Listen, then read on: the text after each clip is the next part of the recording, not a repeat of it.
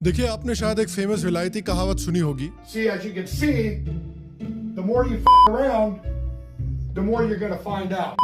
उसके साथ साथ एक देसी कहावत भी है। नंगा नहाएगा क्या और निचोड़ेगा क्या? अब ये दोनों चीजें हाल में ही बांग्लादेश क्रिकेट बोर्ड के साथ हुई है। बांग्लादेश क्रिकेट बोर्ड की हालत उनके नाजायज डैडी जैसी हो रखी है। फख्र है, ये कौम के फख्र है, कौम के फख्र है, कौम के फख्र है। अल्लाह ने पाकिस्तान को बनाया ही इसीलिए था। लगता है हमारे पड़ोस में एक दूसरा भिखारिस्तान पैदा होने वाला है। देखिए, बेसिकली इंडिया 2026 का T20 वर्ल्ड कप होस्ट कर रही है और ऐसे में बांग्लादेश उठकर बोल रही है कि देखिए, हम ये टूर्नामेंट खेलने के लिए इंडिया नहीं आएंगे और आईसीसी को धमकी दे रही है कि आप लोकेशन हटाइए। Bangladesh now comes out to say no to the matches in India, no World Cup matches in India for Bangladesh. तो आईसीसी ने इनको कहा कि आप यहाँ आ जाएं। और बेसिकली इनको भाड़ में जाने को बोल दिया, क्योंकि ऐसे देश जो अपने खुद के लोगों का ऐसा बर्ताव करते हैं, उनके साथ कितना एंगेज किया जाए ultimately. Some news from Bangladesh now. The atrocities against Hindus and Buddhist minorities in the country continue unabated. From temple desecrations to deadly crackdowns, atrocities against Hindus in Bangladesh have escalated rather sharply.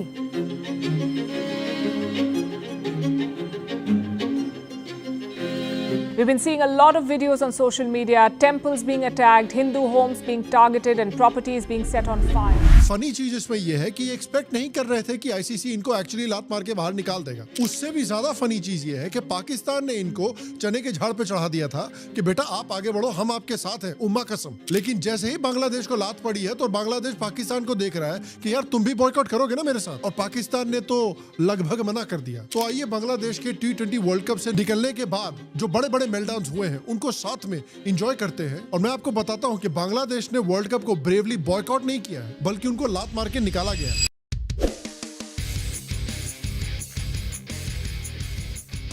Hello और Shyam Sharma show के इस episode में आपका बहुत बहुत स्वागत है। मैं हूं सेकुलरिज्म का सीईओ श्याम शर्मा और आप सबको एक सेकंड प्रणाम। देखिए, इस पूरी सिचुएशन की जो शुरुआत है, जो बांग्लादेश को लात मार के निकाला गया है T20 वर्ल्ड कप से, इसके लिए जिम्मेदार भी बांग्लादेश। शेख हसीना के खिलाफ कू करने के बाद बांग्लादेश में रेगुलरली माइनॉरिटीज को टारगेट किया जा रहा है, हिंदुओं को टारगेट किया जा रहा है। हर एक दो हफ्ते में खबर आती है कि किस तरह से एक हिंदू को वहां पर लिंच कर दिया गया है। अब इसको देखते हुए सारी आईपीएल टीम्स ने डिसाइड किया कि भाई हम एक भी बांग्लादेशी को बिड नहीं करेंगे इस साल के आईपीएल के लिए, एक्सेप्ट फॉर बांग्लादेशियों से सबसे ज्यादा प्यार करने वाला स्टेट बंगाल की टीम कोलकाता नाइट राइडर्स। उन्होंने इनिशियली मुस्तफिजुर रहमान को अपनी टीम में ऐड किया था। उसके बाद जो बहुत बड़ा पॉलिटिकल और कल्चरल और सोशल बैकलैश हुआ है, उसके बाद उन्होंने मुस्तफिजुर रहमान को टीम से निकाला। इसके बदले में बांग्लादेश क्रिकेट बोर्ड ने बोला है कि हम इंडिया खेलना जाना ही नहीं चाहते और T20 को हमारे सारे वेन्यू शिफ्ट करने पड़ेंगे बिकॉज ऑफ सिक्योरिटी कंसर्न्स। अब आईसीसी ने एक इंडिपेंडेंट सिक्योरिटी असेसमेंट कमीशन की है। उसके बाद उन्होंने पाया कि जो बांग्लादेश क्रिकेट बोर्ड बोल रहा है वैसा कुछ भी सच नहीं है। कोई भी क्रेडिबल या verifiable security threat Bangladeshi team को भारत में नहीं है। तो उस बेसिस पर आईसीसी के बोर्ड ने बांग्लादेश की रिक्वेस्ट को रिजेक्ट कर दिया कि भैया यहाँ पे वेन्यू चेंज करने की कोई जरूरत ही नहीं है, और उनको सीधा सीधा एक अल्टीमेटम दिया कि या तो आप कंफर्म करिए अगले 24 घंटे में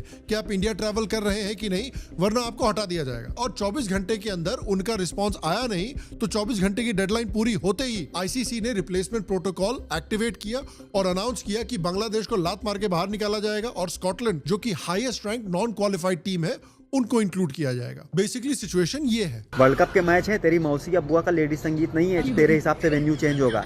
साले भिखारी। आईसीसी ने प्रेस नोट रिलीज करके बोला है कि सारे मैच यहीं होंगे, तुम क्या तुम्हारे बाप भी खेलेंगे, और नहीं खेलना है तो बोरिया बिस्तर समेटो, पजामा चढ़ाओ, निकलो बहुत तेज बाहर। ये साले इनके हिसाब से वेन्यू चेंज होगा। अभी कुछ दिन पहले वोटिंग भी कराई गई थी जिसमें बांग्लादेश के अगेंस्ट सारी टीम्स ने वोट किया है, केवल भिखारिस्तान को छोड़ के। भिखारिस्तान के अपने अलग ही नौटंकी चल रही है, खुद से साले खेला नहीं जा रहा, खुद का पजामा चढ़ा नहीं पा रहे, अगले का पकड़ के और उतारे दे रहे हैं नीचे। ये दो के दोनों भाई बकलेंडे ही रहेंगे हमेशा। और फनी बात यह है कि ये जो बांग्लादेश इतना चौड़ा हो रहा था कि भाई वेन्यू हटा दीजिए, वेन्यू हटा दीजिए, हम तो वेन्यू हटवाएंगे, आईसीसी ने जो वोट किया है उस पे सारे मेंबर कंट्रीज ने बांग्लादेश के खिलाफ वोट किया है। सिर्फ पाकिस्तान ने बांग्लादेश के फेवर में वोट किया है, और वो भी सिर्फ चने के झाड़ पे चढ़ाने के लिए। क्या रे भिकमंगिया, क्या देख रहा है? हाँ, हलवाई क्या? दिहाड़ी लगा, जा दिहाड़ी लगा। वर्ल्ड कप का जो शेड्यूल होता है वो एक टेंट्रम पे रीराइट नहीं किया जाता। और अगेन जिस तरह से पाकिस्तान ने इस सिचुएशन में बिहेव किया है ना, वो सबसे फनी है। पाकिस्तान बोल रहा था कि देखिए अगर बांग्लादेश का इशू रिजॉल्व नहीं किया, अगर बांग्लादेश के जो मैचेस हैं वो आपने दूसरी जगह शिफ्ट नहीं किए, तो पाकिस्तान भी वॉकआउट कर जाएगा इस टूर्नामेंट में से। और इस समय पाकिस्तान और मोहसिन दोनों चुप है। बांग्लादेश को तो लात मार के निकाल दिया, लेकिन ये साले भिखारी कैसे छोड़ेंगे पैसा? जो टूर्नामेंट में खेलने से पैसा मिलता है उसे पे तो पलेंगे पूरे साल। पाकिस्तान ने तो बांग्लादेश को हल्दी वाला दूध पिला के भेज दिया सुहाग रात पे। वहां जय शाह ने पकड़ के पेल दिया। वो बोलते रह गए कि बांग्लादेश आप आगे बढ़ो, हम आपके साथ हैं, और हुआ ये।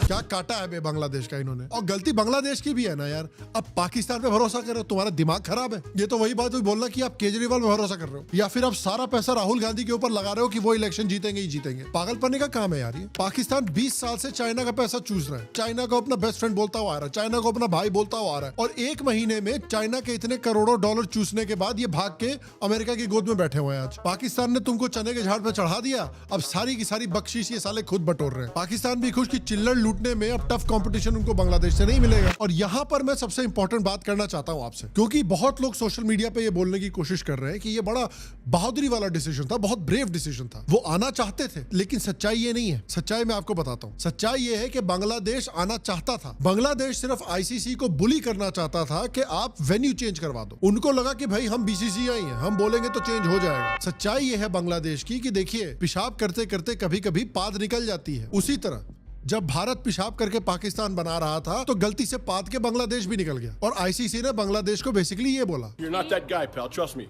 You're not that guy. तो ये जैसे पोकर में ब्लफ होता है ना, ये आईसीसी को ब्लफ करने की कोशिश कर रहे थे। आईसीसी ने उनका ब्लफ कॉल कर दिया, बस इतनी सी बात हुई है। और ये एक प्रेसिडेंट सेट करने की कोशिश कर रहे हैं। आज को अगर बांग्लादेश जैसा देश वेन्यू चेंज करवा सकता है तो कल को तो कोई भी करवा सकता है। पाकिस्तान बोल देगा कि हम चेंज करवाएंगे, हम अफगानिस्तान के साथ नहीं खेलेंगे यहाँ पे। देखिए अल्टीमेटली आईसीसी में अगर एक देश है जो इस तरह की चीजें करवा सकता है तो वो है बीसीसीआई। That's it। और सिर्फ पाकिस्तान के केस में बीसीसीआई सिर्फ हाईलाइट करने की कोशिश कर रहा है पूरी दुनिया को कि पाकिस्तान एक आतंकवादी नेशन है। ऊपर से आईसीसी ने बांग्लादेश को ये बोला भी है कि आपको फाइन लगने वाली है, आपका रेवेन्यू तो जाएगा ही जाएगा, आपकी रैंकिंग इंपैक्ट होगी, और आपको लॉन्ग टर्म सस्पेंशन भी मिल सकता है। अब देखिए यहाँ पे कुछ लोग क्रिटिसाइज कर रहे हैं कि देखिए कम से कम बांग्लादेश ने स्टैंड तो लिया ना, बीसीसीआई ने तो वो स्टैंड भी नहीं लिया। ये बात बिल्कुल सच है, इस बात पे कोई आर्ग्यूमेंट नहीं। बीसीसीआई को चाहे कितने भी पैसा का नुकसान हो, चाहे कितने भी मैचेस का नुकसान हो, कितने भी रेवेन्यू का नुकसान हो, उनको एक स्टैंड लेना चाहिए, खासकर पहलगाम के बाद, कि भाई कितने लोगों को मारोगे तुम हमारे, हम नहीं खेलेंगे तुम्हारे साथ। चाहे वर्ल्ड कप हो, चाहे एशिया कप हो, चाहे फलाना हो, चाहे ढिमकाना हो, बायलैटरल सीरीज तो छोड़ो, हम इंटरनेशनल सीरीज में भी तुम्हारे साथ नहीं खेलेंगे। क्या करेंगे लोग? बीसीसीआई को बॉयकॉट करेंगे? कर लो, हटा दो बीसीसीआई को सारे कॉम्पिटिशन। देखते हैं क्या होता है उन कॉम्पिटिशन का। बीसीसीआई को सिर्फ इतना बोलना चाहिए कि जब भी ये इंटरनेशनल कॉम्पिटिशन चलेगा हमारे बिना, हम वहां पर आईपीएल का सीजन एक्सटेंड कर देंगे। देखते हैं कौन जाता है अपने देश के लिए खेलने के लिए और कौन आता है आईपीएल में करोड़ों कमाने के लिए। तो बीसीसीआई के खिलाफ जो क्रिटिसिज्म है कि वो पैसे चूज कर रहे हैं अपने देश की शान के ऊपर, ये बात 100% सही है, बिल्कुल जायज है। लेकिन अल्टीमेटली ये बात भी याद रखिए कि बांग्लादेश बॉयकॉट करने की कोशिश नहीं कर रहा था, वो बार्गेन करने की कोशिश कर रहा था, वो ब्लफ करने की कोशिश कर रहा था। आईसीसी ने सिर्फ उनका ब्लफ कॉल कर दिया, ये हुआ है सिर्फ। अब लोग सोच रहे होंगे कि भाई ये स्कॉटलैंड को क्यों ले आए हैं बांग्लादेश को हटा के। अब देखिए बांग्लादेश जो है वो इटली के ग्रुप में होता, अब बांग्लादेश को इटली के ग्रुप से निकाल दिया गया है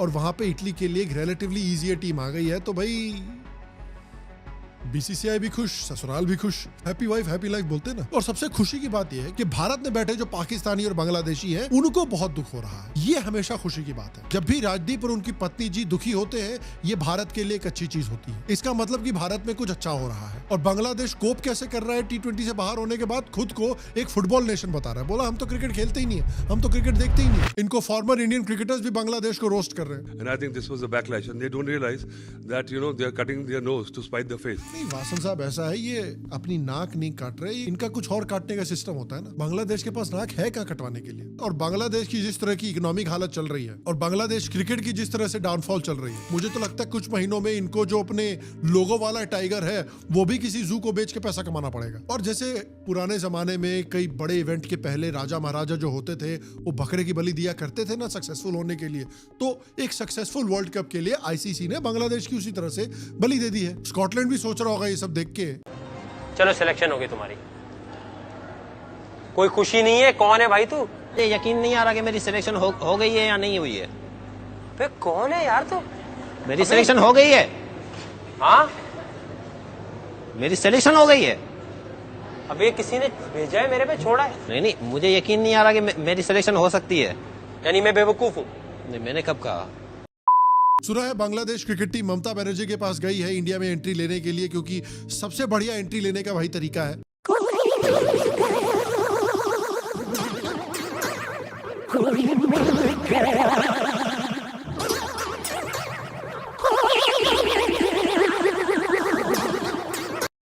और मुझे लगता है बांग्लादेश को शायद ये बात पहले से पता चल गई थी कि उनको लात मार के बाहर निकाला जाएगा, इसीलिए बांग्लादेश ने ऑल्टरनेटिव इनकम सोर्स पहले से ही तैयार करके रखा हुआ था। और जैसा मैंने आपको बताया, ये बात समझनी भी बहुत जरूरी है कि बांग्लादेश का ये जो ड्रामा है ये वैक्यूम में नहीं हुआ है। 2024 के बाद बांग्लादेश में जो हुआ वो सबको याद है, क्योंकि आप देखिए शेख हसीना को इन्होंने कू में हटाया है, उसके अराउंड 1.5 साल कंप्लीट हो गए। शेख हसीना के अंदर बांग्लादेश की जीडीपी ग्रोथ 7% से भी ऊंची थी। कू के बाद से इनकी ग्रोथ प्रोजेक्शन 3% के आसपास है। कुछ असेसमेंट तो कह रहे हैं कि 3% से भी नीचे जा चुकी है 2025 में। जो इनका रेडीमेड गारमेंट सेक्टर है, जो इनका सबसे बड़ा सबसे इंपॉर्टेंट सेक्टर है, उसने पिछले 1.5 साल में 1.5 लाख जॉब्स खोए हैं, जबकि शेख हसीना के टेन्योर में ये इंडस्ट्री रेगुलरली हजारों जॉब्स एनुअली क्रिएट किया करती थी। वर्ल्ड बैंक ने एस्टिमेट किया है कि 2025 में बांग्लादेश में 3 मिलियन और लोगों को पॉवर्टी में ढकेल दिया जाएगा, स्लोअर ग्रोथ की वजह से, इन्फ्लेशन की वजह से और पॉलिटिकल इंस्टेबिलिटी की वजह से। तो बेसिकली बांग्लादेश में क्या हुआ है कि बांग्लादेश एक हाई ग्रोथ, फ्रैजाइल लेकिन फंक्शनिंग इकोनॉमी से एक लो ग्रोथ, हाई इन्फ्लेशन और हाई अनसर्टेनिटी इकोनॉमी बन गया है। इसीलिए उनकी जो गवर्नमेंट है, उनके जो लीडर्स हैं,